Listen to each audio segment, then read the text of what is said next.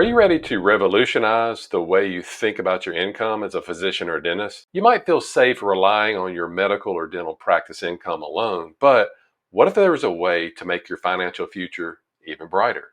Now, in this fast-paced financial aid, having more than one income stream is really no longer a smart move, and it's critical to securing your financial future. Now, in this video, I'm going to uncover the exciting potential of actually diversifying your income in today's medical landscape, as this is something that you definitely don't want to miss out on.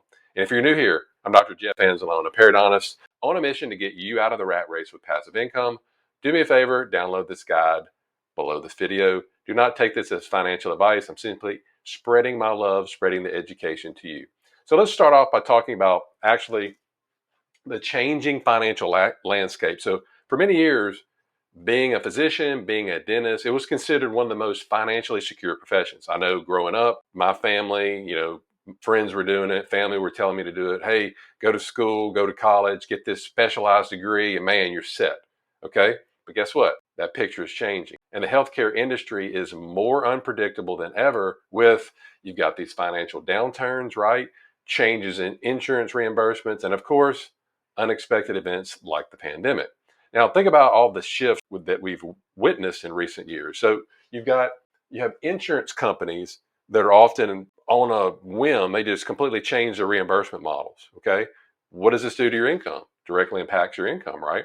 So now physicians and dentists are now having to see more patients every year with less time just to barely make the same amount of money each year. But that doesn't what? That doesn't even keep up with inflation, right? Furthermore, you have regulatory changes. These things they can shift the landscape virtually overnight, making it even more challenging to plan your financial future. Really, the last decade has taught us that unpredictability is the only predictable thing about the healthcare industry's financial landscape. And then we have the elephant in the room, the global health crises, right? So what did the pandemic do? The pandemic brought all kinds of challenges, from decreased patients' visits to fear of infection due to the high cost of implementing PPE materials in your office, right? So you have people that were just freaked out from coming in; they were going to get sick. Then we had to go out and buy all this stuff, and it was all over the place. And many doctors faced financial hardships, and those that at that time had diversified income, they were much better, well equipped to weather that storm. Now, I vividly remember getting the email from the Louisiana State Board of Dentistry. Maybe it was like on a Tuesday in March 2020, something like that. And it basically just said, stating, I think that Thursday, so like 2 days later, Jeff and all the other dentists and specialists in Louisiana were no longer allowed to practice dentistry until further notice. How about that? With kids to feed, bills to pay, But what if you gotten that letter and you were only relying on your dental income or that whatever your one income stream is or was? What would you do? Right? It'd be tough. So given this volatility, relying solely on income from your practice is really becoming increasingly risky. Okay. But don't worry, there is a solution to this, and it involves actually going out and looking beyond the walls of this practice for income. More on that in a few minutes. But at first, let's look at the cost side of becoming a physician or a dentist. So we're going to look at what it costs in today's dollars. So as you know, becoming a physician or dentist, it can be very rewarding, but it can also be very financially demanding. Starting with the educational journey, okay? Medical school, dental school, as we know, it's a very significant financial investment. There's reports all over the place showing about the medical and dental school debt, okay? But, anywhere on the low end to $300,000 for maybe some in-state students to $500,000 on up for private institutions. So, I would probably say the average is around $400 to $500 from the ones that I'm talking to right now. Some are more, some are less. And again, it depends on your school, your location, and your specialization.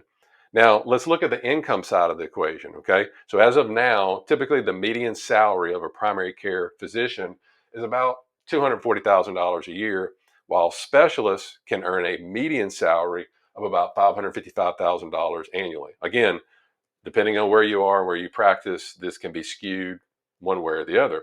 Now, while these are impressive figures, remember these numbers are what? They're before taxes, and they don't take into account the repayment of what? Well, this debt you got to repay back, right? Which can significantly reduce your take home pay. Then you have to consider maintaining a lifestyle of a doctor, right? What do you have to do? You got to go on Instagram and see where everybody's going, what everybody's buying, right? You got to keep up with them, right? You got to keep up with the Joneses, right? You got to get that house in that prime location. You got to get the private school for your kids. You got to get into the country club, the golf membership, the pickleball membership, boats, cars, hunting camp, lake home, whatever. Guess what? All of these things, they chip away at your income, right? And these costs can really limit your ability to save for the future, investing in other opportunities, or even just relax and enjoy life. Additionally, the financial burden can add stress and anxiety that you already have with the challenging job, right? Which can start to affect your work life balance and overall job satisfaction. In a nutshell, being a doctor can be expensive, underscoring the need for a steady, diversified income. So, what does that look like? And how do you make that happen? Let's find out.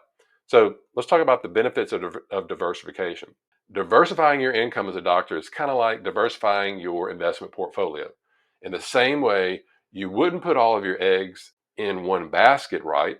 Like some of the financial advisors tell us to do, but really, that's not the smart thing to do. You wouldn't put all of your money in like one stock or one mutual fund. Just like we don't want to rely solely on our what? Medical or dental practice for income. That's risky, right? Multiple income streams can provide a buffer during some of these challenging times that we talked about and create a more stable financial future. Now, let's consider the benefits. First, diversification, it can provide financial stability. So, guess what? If one income stream either decreases or shuts down, just like when the pandemic hit, you have some others coming in that can balance this out.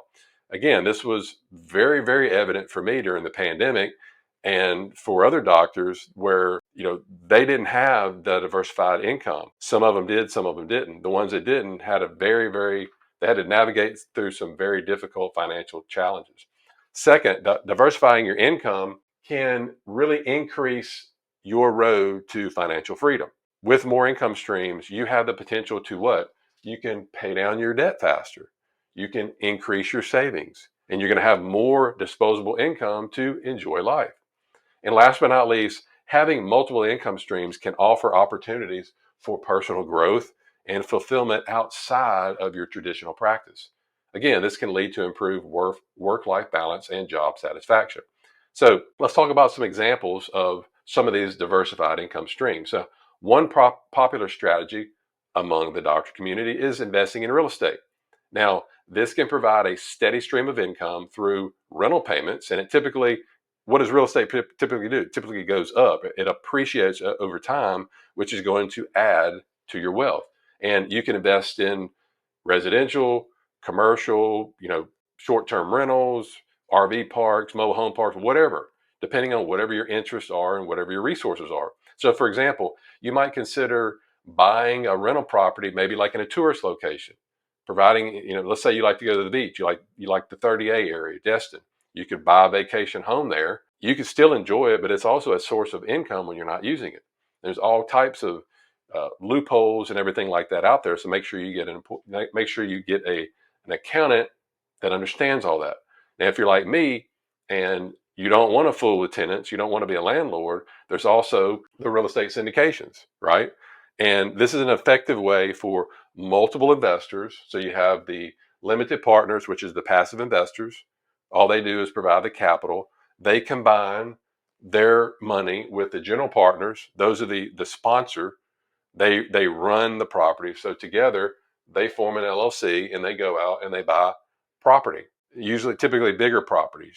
Right now we're buying short-term rentals, RV parks, and mobile home parks. Done hotels. I've done apartments. I've done self-storage in the past, but typically I just couldn't go out and write a check for that. So this group will go in and be able to pool all these resources, not only capital, but also the knowledge of how to run it, manage it, find it, underwrite it, all that kind of stuff. Okay. So because as if you're a doctor, you may not have time to manage all of this stuff. You may not want to do it like me. So syndications can provide the benefit of owning real estate without the day-to-day hassles of property management. Now, in addition to real estate, consider investing in cash flowing assets. This could be dividend paying stocks or even being like a silent partner in a business, whether it's a local business or a national business. So, for instance, you could invest in a local business like a fitness center or a restaurant, which not only is going to diversify your income, but can also boost the local economy. Now, another viable income stream for doctors is to actually share your expertise beyond the walls of your clinic. You could do this with having online courses, you could do health focused blogs, you could do podcasts. These are all potential avenues to generate income. You could create an online course about some sort of specialty topic or write like a health blog focusing on lifestyle, preventative care. Maybe, the biggest craze around here and around the country is pickleball. What people are playing pickleball more? Older people, right? So this is focusing on lifestyle. They're staying healthy. They're moving around. So if that's something that interests you, you could do a course or you could do a YouTube channel or a blog or whatever. Anything like that. You could start a podcast discussing recent medical breakthroughs. Again, it's got to be something that interests you. This kind of stuff interests me when I'm doing it, when I am writing all this out, when I'm researching it, now when I'm publishing it. It doesn't feel like work to me. I just enjoy giving the information, and what really keeps me going is you guys comment, you email me, you text me, telling me about what you liked about it, how it's changing your life, it's changing your outlook, changing the way you think about when you ride around town. It's not just, oh, there's an apartment or, oh, there's an RV park. It's, man, look at how many units they have or wonder what that person's making. But again, it starts with thinking differently. Okay. So we just talked about just a few of the many options out there available that you can diversify your income as a doctor. So the key is to find things, again, that align with your interests, resources, and your schedule. Now you may be wondering, okay, all of this information is great, Jeff, but how do I get started? So balancing the demands of a medical career with the pursuit of additional income opportunities, it probably seems a little bit difficult. But again, it's entirely achievable. I do it. I teach it. So you're with me the only one, as long as you have the right strategies. The first thing, and we just touched on it, make sure you identify what your interests and skills are. Again, look for opportunities that align with your interest level, and then you can take your skills and leverage them. Are you passionate about real estate? Then maybe a real estate investment, a rental, or a syndication could be a good fit. Do you enjoy to teach? Do you enjoy to write? Maybe again, an online course or a blog. Again, by aligning your income streams with your interests, you'll not only generate additional income, but you also gain personal fulfillment. The second thing is to start small. There's really no need to just jump in, go all in at once. Begin with maybe one or two small ventures, figure it out, make some mistakes, learn from those mistakes, and then grow from there, start to move forward. Maybe you start by investing in just a single real estate property. Or you start with, hey, I'm gonna start a blog now. There's plenty of AI software out there that's free that can help you do it. That wasn't available when I started my blog, debtfreedoctor.com. I had to do it the old-fashioned way. I earned it. Okay. But so now you can go out and literally kind of type up what you want to do, and then you hit enter, and then you have this AI software that will literally just put it together for you, everything. Then you go in and start writing your blog. Now, I keep mentioning blog. I really enjoy writing, which I really never knew until I started doing it. So I just simply began sharing my journey of this kind of stuff, what I was learning about acquiring multiple streams of income, not relying on my practice, figuring out it's not all about how much we make, which is what everybody's focused on. Everybody's focused on here, the dollar, instead of how we're making it. Right here, if you focus on this, you have to do two things. One, you got to be there to make the money. You have to treat the patient. You got to trade your time for money. And number two, if you're making this kind of money and you don't have any tax strategies, well, I'll tell you what, Jack, you're gonna be paying a lot of taxes. So you really got to educate yourself. And I really like learning about these kind of things. As I'm learning them, I turn around and share them to you. Whether you take them or not, that's your business. If you want to keep busting your butt and not have anything to show for it, that's on you. It ain't on me. All right. Number three, you want to leverage your network. I can't tell you how important this is. It's actually how I got started with syndications. You want to tap into your professional network for advice and potential partnership. Now, colleagues, some of your colleagues, they may have investment opportunities too, or they may be interested in joining you with like a joint venture, maybe buying something in your area or coming together. And a lot of times you can come together and bring a bigger check as an LP, and you get better terms in a syndication. You can go to networking events. You can go to professional organizations. There's online communities. All of these are valuable resources and connections. Okay. Number four is, and I'm always talking to the younger people about this. My kids, the kids in college, getting out of dental school, DO school, medical school, invest in your financial education. Invest in yourself. No better investment. Continuous learning is crucial. You're on your phone. My kids are on the phone. I see all their friends are on the phone all the time. Stupid stuff. They're not learning anything. I say, look, you don't have to quit doing that. Just cut that. If it's 3 hours a day, cut it in half. 90 minutes, learn something. The other 90 minutes, have fun. But it's a continuous learning cycle. Attend seminars. Get around like-minded people. I'm going to speak at a real estate investing for dentists network in Dallas in a few weeks. And there's going to be hundreds and hundreds of like-minded dentists that are there to learn about real estate. And I guarantee you, if you went there, you will leave there fired up about real estate. You will leave there with all kinds of networking connections. I can't tell you how many deals I have found and continue to find just from other people. Read books, follow financial news, keep updating yourself. Don't just focus on learning about teeth or just learning about patience. Is that important? Yes. You do want to stay relevant, but if that's all you do, it's tough. Okay. And then last but not least, work with advisors, get professional advice, surround yourself with people smarter than you. Tax advisors, get tax strategy, especially when you start out. These can provide very personalized advice, and I can't tell you how important that is based on your personal financial situation and goals. Remember, diversifying your income, it's it's a journey that you're going to, okay? It's not a destination. You're on the road, right? And it requires patience. It requires diligence and flexibility. But with time and effort, I can guarantee you, because I do it, I'm doing it, I'm teaching it, you can build multiple income streams that provide financial stability and freedom. Okay.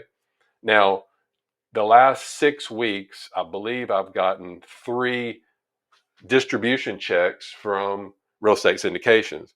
One of them was like $300, one of them was $1,200, and one of them was like $600. You may be saying, well, that's not much money, but think about that. That is just in that short amount of time. Then in a few more weeks, I'll have other ones coming in. And I'm not relying. So kind of think about it like this. The Dave Ramsey debt snowball. Well, you put all your money in that smallest. And if you want me to do a video on this, I can leave a comment below. What I kind of call, instead of the debt snowball, would be like the passive income snowball, right? So instead of paying down the debts smallest to largest. So let's say you have a $300 credit card bill and you put all that money in, and instead of paying $300 a month, the minimum payment is $300 a month. Instead of paying $300, you're paying $500 a month. And then after it's paid off, you jump to the next one. Let's say the next one's $400 a month. You were paying $500. So now you're paying $500 plus $400. So now you're paying $900 a month, and then so on and so forth. That's the debt snowball. It starts off small, like a snowball running down a hill, and then basically it pays off the debt, right? Kind of the same thing what I was just talking to you about with these syndications. You start getting these little passive income, these little checks in, some of them quarterly, some of them monthly. And you what I do is I look at take your bills that you have, whether it's Netflix, your gas bill, your energy bill, you have a car note, whatever, list all those out, okay, smallest to largest, and then start with replacing your bills with assets that cash flow, replacing your liabilities with assets. And then guess what? You don't need near as much money. You don't need the 8, 10, $15 million these financial advisors tell you, because they want you working for 30 or 40 years, right? I mean, that's their business model. Nothing against that. They got to make money, but they don't want you to become financially. Why would they want you to become financially independent in 7 to 10 years, that doesn't benefit them. They want you there for the long term. Again, nothing with them, nothing against them. I have plenty of friends that are financial advisors. You could do both. You could balance both. You could have some real estate, some cash flowing businesses, and some stuff in the market. But again, they should be helping you with your goals. If your goals are, I want financial freedom in 10 years or less, they should be helping you with that. You could have some stocks, bonds, mutual funds, cash, real estate, businesses, other things out there. I'm not the expert in that, but I love, if you can get this strategy down, the passive income snowball, plus learn the tax mitigation strategies. You don't really need a whole lot of income coming in if you're working smart, not harder. Okay. Now, if you want to learn more about my favorite investment to build multiple streams of income, check out this video.